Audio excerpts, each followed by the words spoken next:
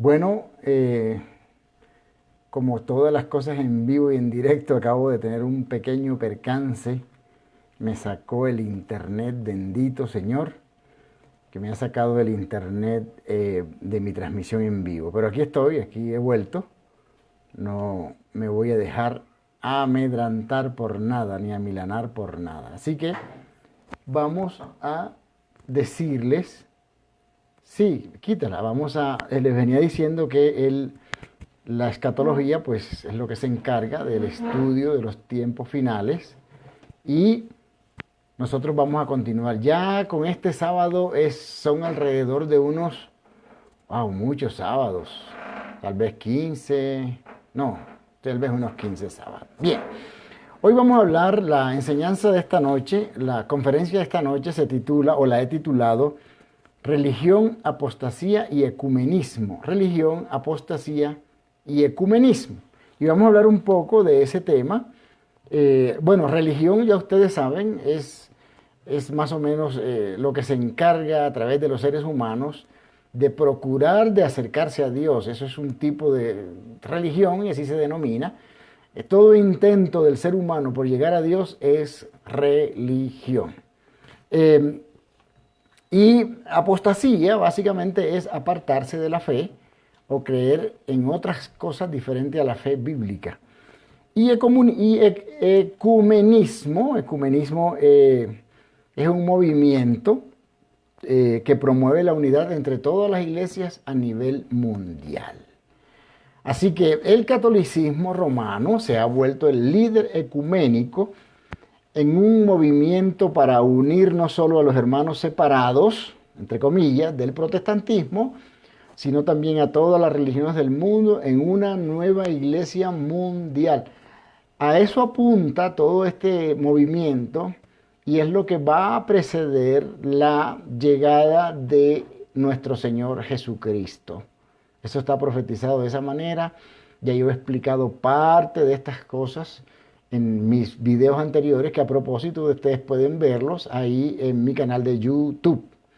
Ya, por ejemplo, el catolicismo romano no llama a los protestantes herejes. Ahora nos dice hermanos separados de la fe católica vaticana. Bien, vamos a ver en acción a uno de los precursores más fuertes del ecumenismo a nivel mundial. Y fue Juan Pablo II. Juan Pablo II fue un gran precursor e impulsor de todo el tema ecuménico. Ustedes se van a quedar espantados con algunos datos que yo les voy a dar sobre gente del protestantismo que se ha unido al ecumenismo. Ustedes se van a dar cuenta de eso.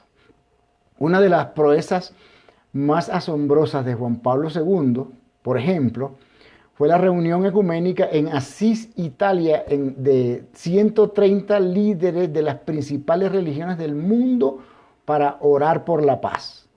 En ese momento estaban orando juntos adoradores de serpientes, adoradores del fuego, espiritistas, animistas, hechiceros norteamericanos, budistas, musulmanes e hindúes, así como cristianos y católicos. El Papa declaró que todos estaban orando al mismo Dios. En dicha ocasión, Juan Pablo II permitió que, por ejemplo, el Dalai Lama sustituyera la cruz con una estatua de Buda, escuche bien, en el santuario de la iglesia de San Pedro en Asís, y que él y sus monjes budistas realizaran un culto allí mismo. El procedimiento en una de las reuniones fue descrito por uno de los participantes como sigue, de la siguiente manera. Un hindú cantó una oración a Dios.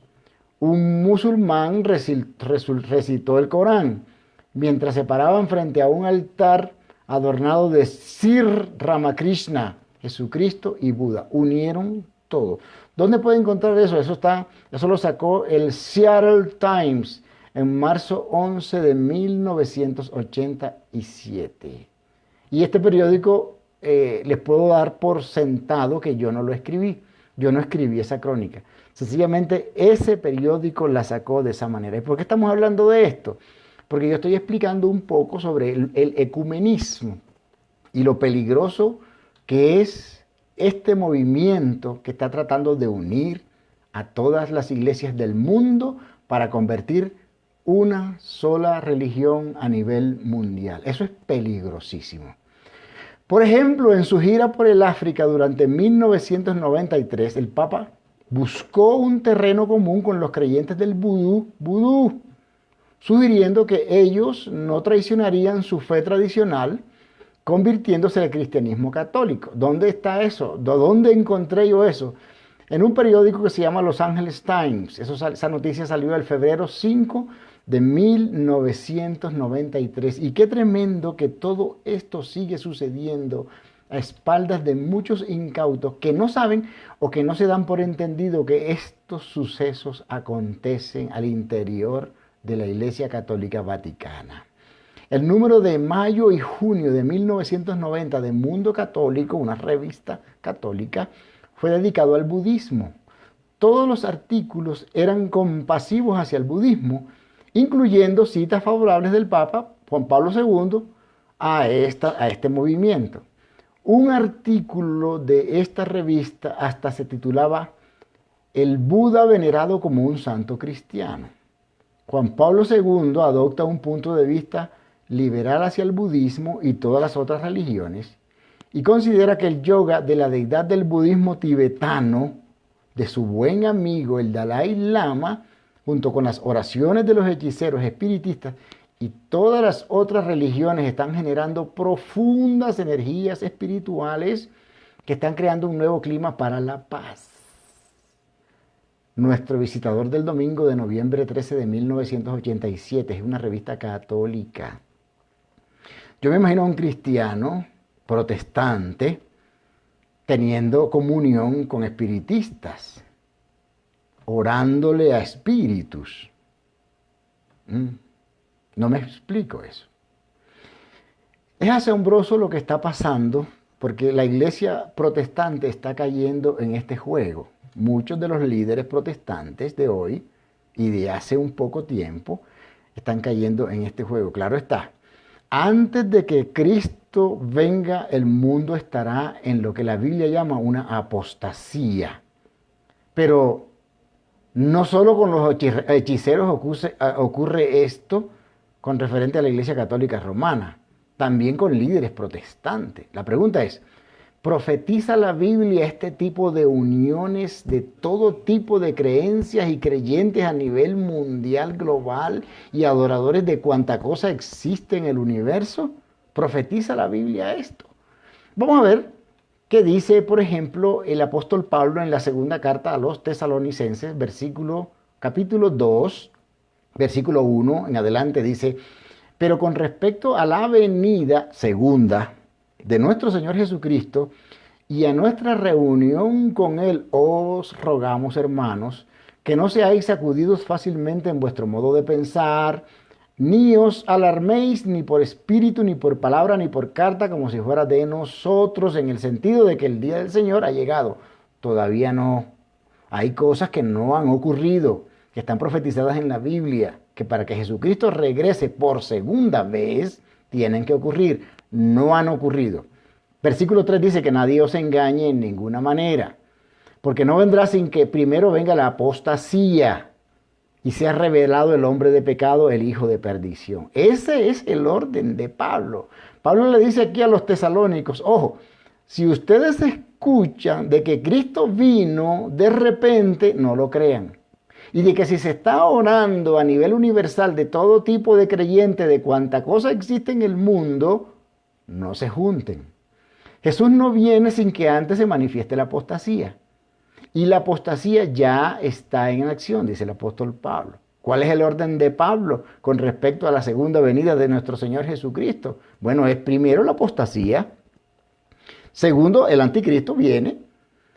Y tercero, la segunda venida de nuestro Señor Jesucristo. Cuando eso suceda así, apostasía, el anticristo, viene nuestro Señor Jesucristo. Y este es el orden de Pablo y colocamos que la venida es más o menos igual a lo que la Biblia llama rapto, que ese evento, el rapto, entre otras cosas, no es un evento secreto, es público porque todo el mundo lo va a ver. Ahora, la pregunta es, cambiando un poquito, desviándome un poquito, pero regreso ahorita, es, ¿Dónde surgió la teoría de un rapto secreto? No existe un rapto secreto. Es posible que ustedes hayan visto incluso películas cristianas que hablan de un rapto secreto, que van dos en un carro, uno es subido, agarrado, llevado no sé dónde y el otro se queda, etc. No hay un rapto secreto, ¿está bien? Comenzó esta teoría del rapto secreto, comenzó en una comunidad llamada la Iglesia de los Hermanos Plymouth en Inglaterra en los años 1900. Allí, en esa iglesia, una mujer llamada Margaret McDougall dijo que había recibido la visión de un rapto secreto. Eso no era lo que creían nuestros primeros padres. Pero desde 1900 para acá la iglesia cayó en este asunto de un rapto secreto. Esto lleva a que ya no veamos a la Roma Vaticana como el anticristo, sino que creamos que el anticristo es una persona. El anticristo no es una persona. El anticristo es un movimiento. Es un movimiento. Por eso el orden de hoy con respecto al de Pablo se ha invertido. Y este orden viene del futurismo. Y ahí yo expliqué qué es el futurismo y de dónde viene el futurismo y quién inventó el futurismo. Eso lo pueden encontrar ustedes en alguno de mis videos. El futurismo dice que es lo que la Iglesia Cristiana Evangélica cree hoy. Dice que primero el rapto, segundo el anticristo, tercero viene la apostasía y cuarto la segunda venida de nuestro Señor Jesucristo. No es el orden del apóstol Pablo en 2 Tesalonicenses que ya les acabo de decir. Esto es muy diferente a lo que la Biblia dice y el apóstol Pablo. No puede venir Cristo sin que primero se manifieste la apostasía. Eso es casi que lógico, aunque la Biblia no es lógica. El futurismo, que entre otras cosas viene de un señor llamado Francisco Rivera, se nos coló dentro de todo el protestantismo y es lo que la Iglesia Cristiana Evangélica cree hoy en día.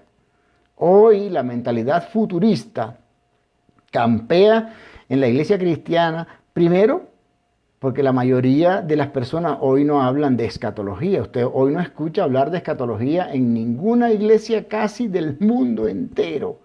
Si usted pregunta en una iglesia qué es, ve aquí hablan de escatología. Le van a decir seguro no. ¿Con qué se come eso? ¿Quién se inventó eso? Ok. El otro punto del que quiero hablar esta noche es la apostasía. ¿Qué es la apostasía? En síntesis, la apostasía es una desviación de la verdad bíblica. La apostasía es una desviación de la verdad bíblica. Entonces la pregunta es, ¿ha apostatado la iglesia históricamente? Vamos a ver qué dice la historia sobre esto de apostatar. Cuando el Imperio Romano se convirtió en cristiano y la paz de la iglesia fue garantizada, el emperador dejó a Roma al papado para que fuera la silla de autoridad para el vicario de Cristo, quien reinaría en la independencia de toda autoridad humana, de la consumación de las edades hasta el fin de los tiempos.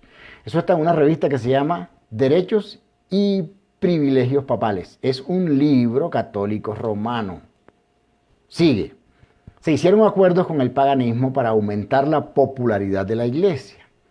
En fin, lo que el mundo reconoció como la iglesia en el siglo IV y V fue en realidad una iglesia corrupta, y tal como lo había establecido la historia, esta apostasía estaba centralizada en Roma. Eso lo dice un gran escritor llamado Ralph Woodruff, que escribió un libro que ustedes pueden encontrar en internet que se llama Las Grandes Profecías de la Biblia. Tengo ese libro y tengo el privilegio de haberlo leído. O como también lo expresó Barnes, nadie que esté debidamente familiarizado con la historia de la iglesia romana puede dudar que el ascenso del Papa fue antecedido por una gran apostasía. Es obvio que él fue el resultado de esta apostasía. Es un comentario bíblico de Barnes. Cuando la iglesia apostató en los siglos IV y V, se le quitaron los poderes al papado en ese momento.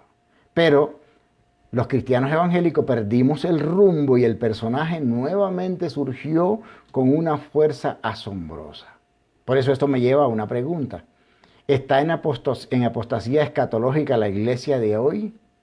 Veamos qué dicen prominentes líderes evangélicos. Escuche bien y siéntese en un sillón cómodamente con lo que le voy a hablar. Escuche la siguiente frase. Estoy borrando la palabra protestante de mi vocabulario. No estoy protestando nada. Es hora de que los católicos y los no católicos se unan como uno en el Espíritu y uno en el Señor. Eso lo dijo un señor llamado Paul Cronch, que fue el manager general o el presidente del canal de televisión cristiano evangélico más importante del mundo, llamado TVN.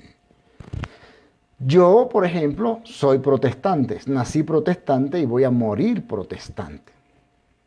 Así que este señor que fue presidente de la cadena TVN dijo eso. Dijo eso. Sigamos. Es la hora de que los protestantes acudan al pastor, el Papa, y digan, ¿qué debemos hacer para venir a casa? Eso lo dijo un señor llamado Robert Schuller, Los Ángeles. Este es el pastor de la Catedral de Cristal, que es una de las iglesias más grandes de California y por ende de Estados Unidos de América. Lo que era, escuche bien, lo que era la oficina de la Inquisición, ahora es una oficina encargada de atraer pastores que se devuelvan al romanismo. Eso es ecumenismo. Esta oficina es dirigida en Roma, en el Vaticano, por pastores cristianos convertidos al catolicismo. Si yo a ustedes les digo qué tipo de pastores han ido a Roma a entrevistarse en secreto con el Papa, ustedes se van a quedar locos y tirando piedra. Pero existen. Y son bien prominentes a nivel mundial, especialmente los líderes más fuertes en los Estados Unidos de América. Lo han hecho.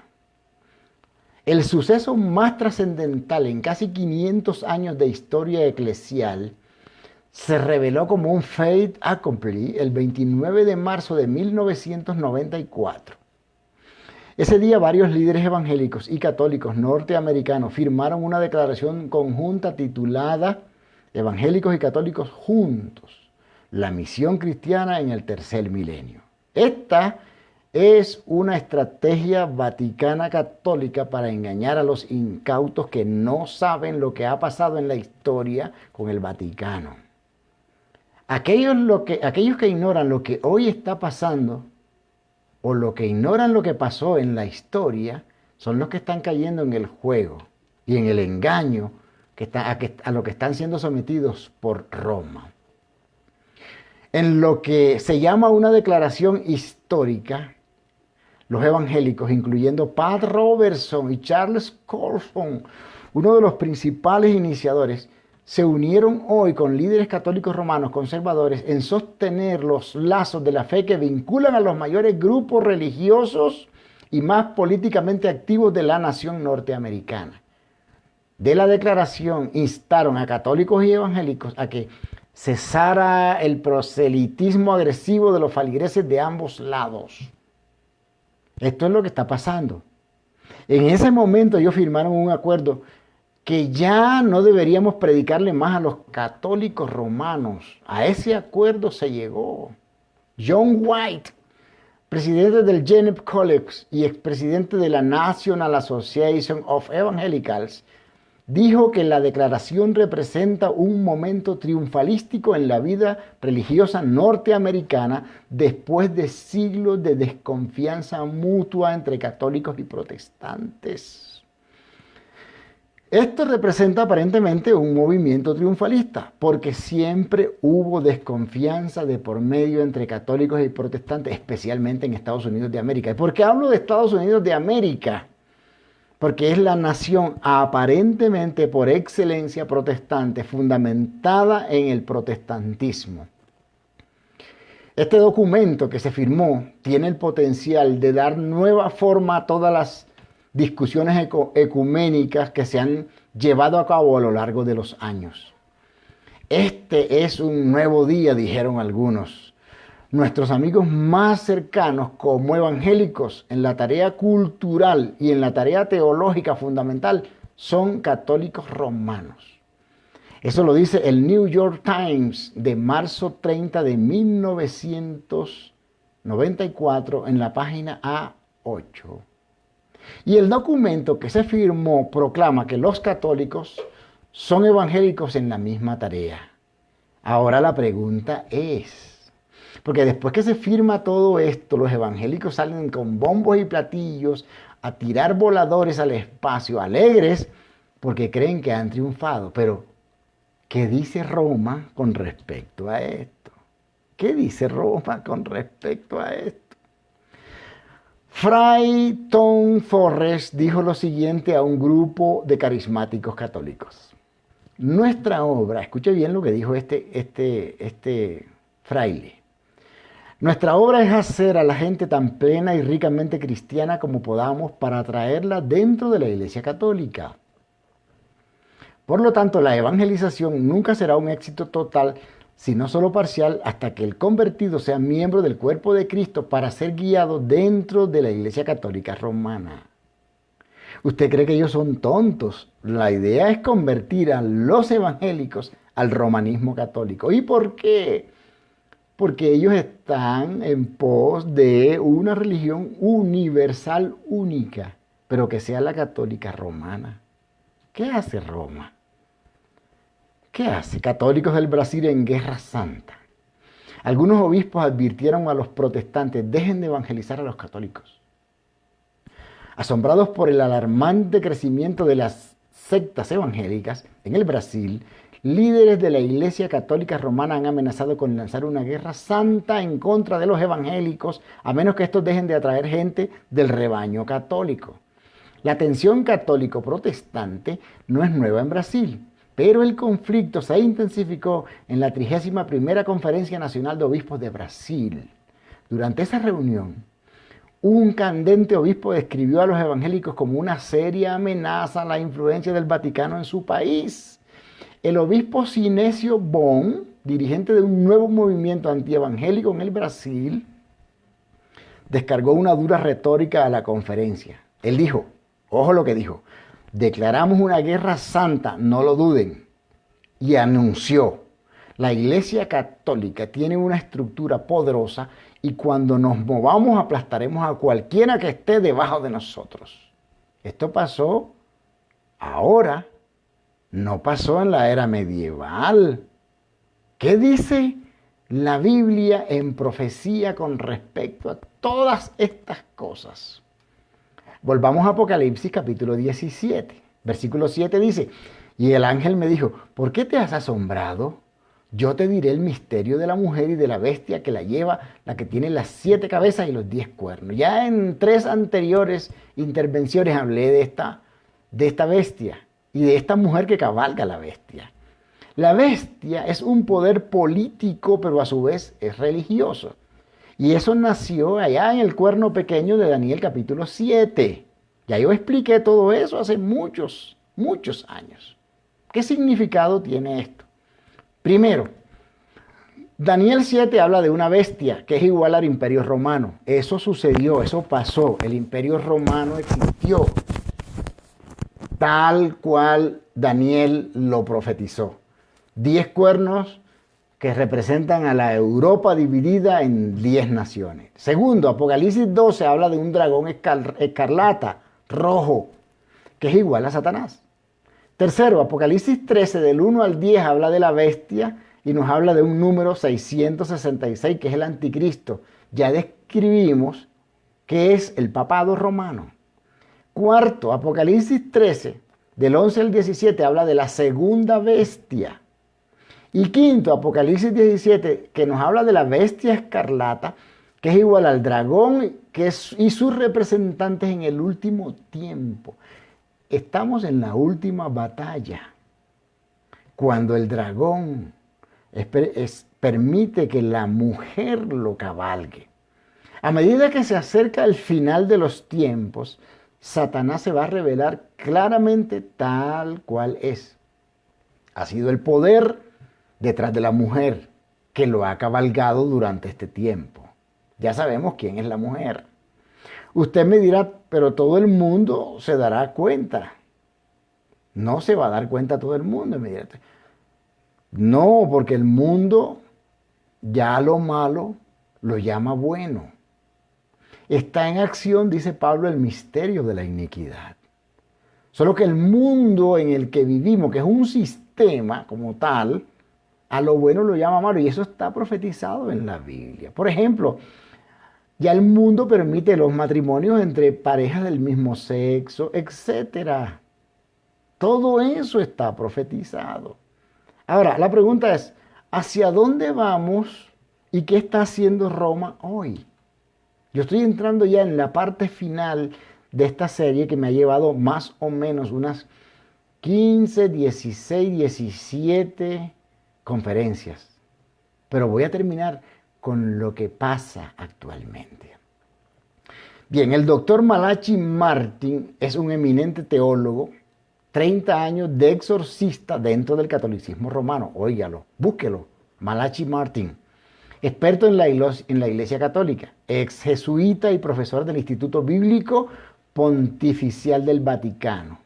Es autor de numerosos libros y escritos controversiales, entre los cuales se encuentra El Vaticano, Cónclave Final. Otro libro se llama Rehén del Diablo. Otro libro se llama, permítame que me vea aquí, Los Jesuitas. Otro libro se llama Las llaves de esta sangre. Ese lo tengo. Es muy bueno. Búsquenlo en internet. Lo pueden leer. Lo pueden bajar. Él dice, querramos o no, escuche lo que dice Malachi Martin. Querramos o no, es un hombre que por 30 años perteneció a un círculo íntimo en el Vaticano. Este hombre revela unos secretos asombrosos, sobre todo en su libro Las llaves de esta sangre. Dice, querramos o no, estamos todos involucrados. La competencia es acerca de quién establecerá el primer sistema mundial de gobierno que jamás ha existido en la sociedad de naciones. Las llaves de esta sangre lo dice Malachi Martin. Juan Pablo II insistió durante su vida en que los hombres no tienen una esperanza firme de crear un sistema geopolítico viable a menos que sea sobre la base del cristianismo católico romano. ¡Au! Eso es un golpe. Dice Malachi Martin, aquellos de nosotros que tenemos menos de 70 años, me incluyo, veremos por lo menos instaladas las estructuras básicas del nuevo gobierno mundial. Aquellos de nosotros de menos de 40 vivirán bajo su autoridad, control legislativo y judicial. De hecho, los tres rivales mismos, y a medida que pasa el tiempo, muchos otros más hablan de este nuevo orden mundial, no como algo que está distante en el tiempo, sino como algo que es eminente. ¿Qué es eminente? A este papado y a su organización institucional, la Iglesia Católica Romana, le llevó casi la totalidad de 1500 años alcanzar en lo correcto su estatus y condición como religión geopolítica. Que yo les he dicho muchas veces. El Vaticano es un estado religioso, pero un estado tal. Tiene relación política con todos los países del mundo. Al Vaticano van los embajadores y el Vaticano manda embajadores a todos los países con los que tiene firmados concordatos. Sin embargo, el Papa ahora más que nunca sigue estando convencido de haber comenzado un movimiento que no se puede contener, porque él insiste que la fuerza de sus propios planes está garantizada por las llaves de su autoridad como vicario de Cristo. Y esto es una tradición y estrategia que pasa de papa en papa y cada vez se va haciendo más evidente, con una nueva meta y una estructura política. Sí, con una meta y una estructura geopolítica, porque en un análisis final, por ejemplo, Juan Pablo II, como pretendiente vicario de Cristo, reclamó para sí el derecho de ser la corte de último recurso sobre la sociedad de estados como sociedad. Eso el Vaticano lo pelea. Y hoy en día el Papa Francisco está considerado el magistrado más poderoso del mundo. Y la última corte donde los estados van. ¿Usted quiere saber un dato así pequeñito para ponerlo en contexto? Cuando los países están en conflictos internos, generalmente envían enviados al Vaticano de las partes. Por ejemplo, en el conflicto que hay en Venezuela, hasta hace algún tiempo, las partes en conflicto del gobierno reconocido y del no reconocido enviaron personas al Vaticano para que el Papa Francisco interviniese y dijese cómo era la manera de llevarlo a cabo para solucionarlo. Así que esta es la corte más eminente del mundo, más importante. Y el Papa es el togado más eminente del mundo. Así que yo no estoy inventando nada, pero absolutamente nada. Yo lo que estoy es recogiendo una información y la estoy trayendo a ustedes. Mientras los hombres hacen todos estos planes de geopolítica, de una sola religión del mundo, etc., ¿ustedes creen que Dios está con los brazos cruzados? No. Entonces, ¿cuál es el final?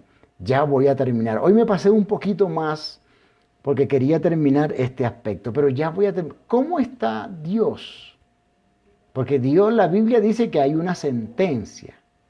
¿Hay una sentencia a qué? A este movimiento mundial.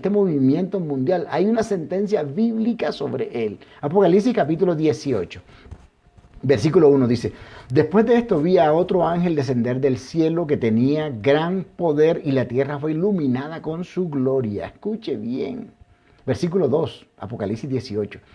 Y clamó con potente voz diciendo, cayó, cayó la gran Babilonia. Se ha convertido en habitación de demonios, en guarida de todo espíritu inmundo y en guarida de toda ave inmunda y aborrecible. Yo quisiera decirles otra cosa.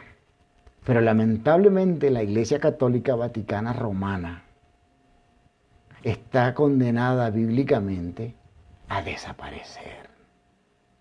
Porque Dios no se va a quedar con los brazos cruzados por el engaño de cientos de años a que han sometido al mundo estos utilizados por la serpiente antigua llamado Diablo y Satanás. Versículo 3 de Apocalipsis 18 dice, porque todas las naciones han bebido del vino de la pasión de su inmoralidad y los reyes de la tierra han cometido actos inmorales con ella. Y los mercaderes de la tierra se han enriquecido con la riqueza de su sensualidad. Ahora, ¿por qué la preocupación de ustedes? Bueno, ustedes me preguntarán, ¿qué de nuestros familiares y amigos y conocidos que aún están en esa iglesia? ¿Qué podemos hacer?